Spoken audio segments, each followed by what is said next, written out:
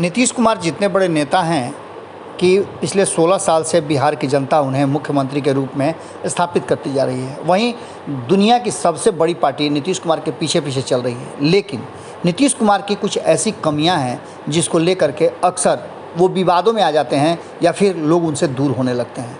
आपको बता दें कि नीतीश कुमार एक ऐसे नेता हैं जिन्होंने अपने लिए कभी भी सेकंड लाइन की तैयारी नहीं की। जदयू के भीतर में आपने देखा होगा कि भरोसे के लायक ऐसे कोई नेता नहीं निकल पाए जिस पर यह कहा जा सके कि नीतीश के बाद ये पूरी तरह से पार्टी को संभाल लेंगे। ऐसा किसी भी पार्टी में आपको देखने को नहीं मिला होगा। लेकिन नीतीश कुमार लगातार विवादों में भी रहे हैं, उसके कई कारण हैं। नीतीश कुमार एक बार फिर से अपनी हठधर्मिता के कारण भारतीय जनता पार्टी के निशाने पर है। बहुत नाराज़ है भारतीय जनता पार्टी नीतीश कुमार के इस हठधर्मिता को लेकर के। राजनीति के कुछ नियम होते हैं और राजनीति के कुछ उसूल होते हैं। राजनीति में मुद्दा आधारित विवाद होता है। जिस तरह से आपने देखा होगा कि कल जो कुछ भी हुआ उसमें आपने देखा कि सारे पार्टी लाइन को छोड़ करके आपसी विवादों को दरकिनार करते हुए सारी भावनाओं को अलग रखते हुए रामविलास पासवान के पुण्यतिथि या कहा जाए तो फिर उनकी बरसी पर बिहार से जुड़े हुए लगभग सभी दल के नेता वहां पहुंचे। लेकिन जदयू में ऐसा लगा कि जैसे व्हिप जारी कर दिया गया है और नीतीश कुमार ने अपनी पार्टी के लोगों को एक तरह से थ्रेट कर दिया था कि कोई भी वहां नहीं जाएगा तो अछूत हो जाएगा। आप समझ लीजिए कि इस बात को लेकर के लगातार राजनीतिक गलियारों में चर्चा ज़बरदस्त ढंग से चल रही है। जो नीतीश कुमार के करीबी भी हैं वो भी नीतीश के इस व्यवहार और इस हठधर्मिता से काफ़ी भीतर ही भीतर चिंतित हैं कि आखिर बिहार कहाँ जा रहा है। नीतीश कुमार के इस रूटलेस रवैये से बिहार को अक्सर घाटे का सौदा करना पड़ा है। आपको याद होगा कि कभी प्रधानमंत्री नरेंद्र मोदी जो आज वर्तमान में हैं, उनको लेकर के जब वो गुजरात के मुख्यमंत्री थे और बिहार के लिए सहयोग भेजते थे, मदद भेजते थे, तो उसे वापस भेज दिया करते थे। वही नीतीश कुमार अब उसी प्रधानमंत्री के साथ और सामने जा कर के कई ऐसी मांग रखते हैं। बिहार को विशेष राज्य का दर्जा जब चुनाव आता है तो मांग रखते हैं। लेकिन खास करके जो कल घटना घटी और जिस तरह से नीतीश कुमार ने अपनी हठधर्मिता दिखाई, बार बार चिराग पासवान के समय मांगने के बाद भी उन्होंने समय नहीं दिया और न उनका निमंत्रण स्वीकार किया, ये कहीं ना कहीं इस बात की तरफ इशारा कर रहा है कि क्या ऐसी स्थिति में पशुपति कुमार पारस नीतीश कुमार से संबंध रखेंगे।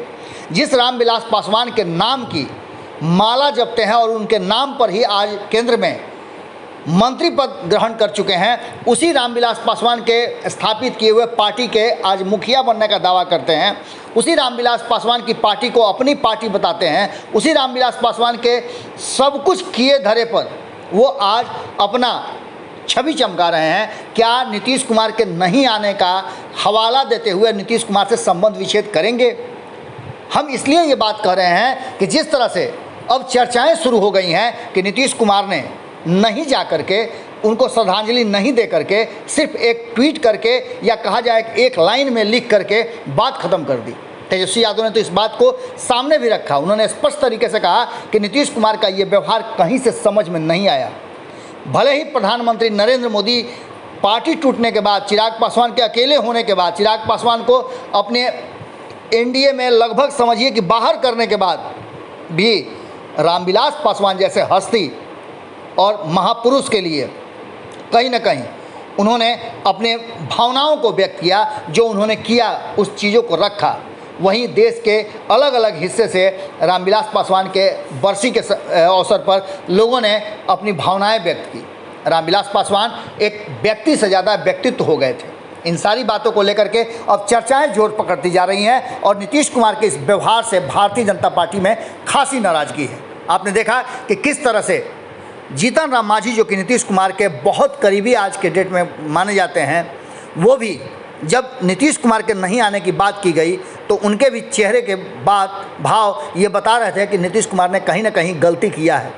साफ तौर पे उन्होंने एक बात कही कि इस पूरे वाक़ये पर उन्होंने कहा कि मनभेद भले ही हो जाए, मतभेद भले हो जाए, लेकिन आत्मा से कभी भी हम अलग नहीं हो सकते हैं। उन्होंने कहा कि हमारे बीच में बहुत सारे मनभेद रहे हैं, बहुत सारे मतभेद रहे हैं, हम अलग अलग आइडियोलॉजी पर काम करते रहे हैं, लेकिन मन में किसी तरह की भावना नहीं है और कभी भी हमने मनभेद नहीं किया है।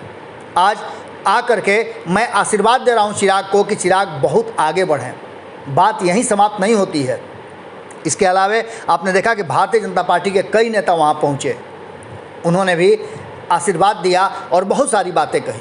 आपको बता दें कि इन सारी बातों को लेकर के चिराग पासवान लगातार इंतज़ार करते रहे, लेकिन नीतीश कुमार नहीं आए। अब इन सारी बातों को लेकर के आज जब आप खबर सुन रहे हैं, उसके बाद एक और बिहार के दिग्गज नेता रहे रघुवंश बाबू की भी पुण्यतिथि है। प्रथम पुण्यतिथि पर उन्होंने भी आमंत्रित किया है लगभग बिहार के सभी लोगों को। तेजस्वी यादव को आकर के उनके पुत्र सत्य प्रकाश ने जो इनविटेशन दिया था वो भी आपको पता है। नीतीश कुमार चुनाव के ठीक पहले सत्य प्रकाश को अपनी पार्टी में मिलाते हैं और रघुवंश बाबू को लेकर के बहुत सारी बातें करते हैं। और ऐसी स्थिति में आपने देखा कि सत्य प्रकाश के साथ क्या कुछ हुआ। सत्य प्रकाश अब तक नीतीश कुमार से कहा जा रहा है कि लगातार बात करना चाहते हैं, लेकिन नीतीश कुमार से उनकी बात नहीं हो पा रही है। क्या रघुवंश बाबू के पुण्यतिथि पर नीतीश कुमार उन्हें श्रद्धा सुमन अर्पित करने जाएंगे, अपनी श्रद्धांजलि व्यक्त करेंगे? अगर नीतीश कुमार वहाँ भी नहीं जाते हैं तो ये बातें और ज़्यादा चर्चा में आ जाएंगी कि नीतीश कुमार अपने सामने किसी को भी नहीं समझते हैं। ये बातें हम नहीं कर रहे हैं।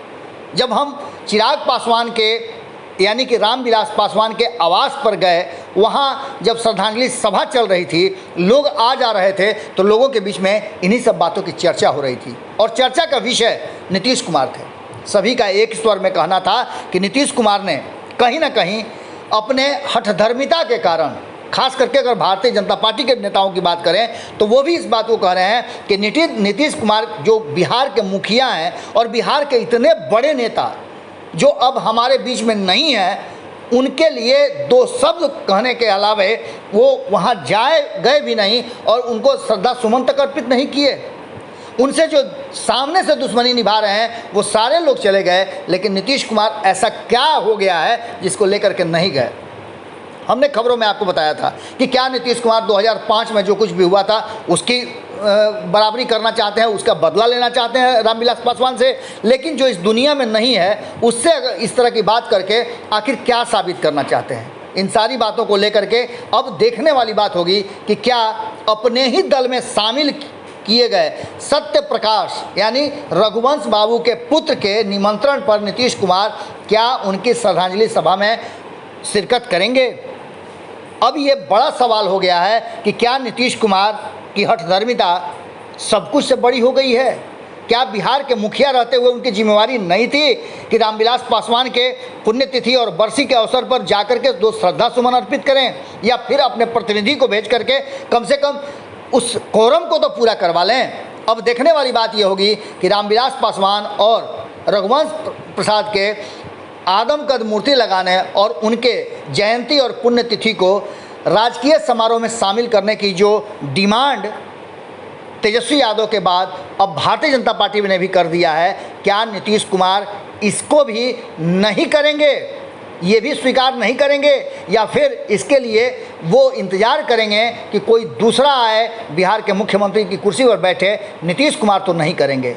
ये बड़ा सवाल है। इस सवाल के साथ आपको छोड़कर जा रहे हैं। अगर आपके मन में किसी तरह का कोई विचार आता है तो ज़रूर लिखिएगा, क्योंकि जो अब हमारे बीच में नहीं है उससे कैसी अदावत, कैसी दुश्मनी, ये एक बड़ी बात है। क्योंकि रामविलास पासवान ने बिहार को बहुत कुछ दिया है, नाम दिया है, पहचान दिया है, और बिहार को शीर्ष पर ले जाकर के खड़ा करने वालों में रामविलास पासवान और रघुवंश बाबू का एक बड़ा नाम है।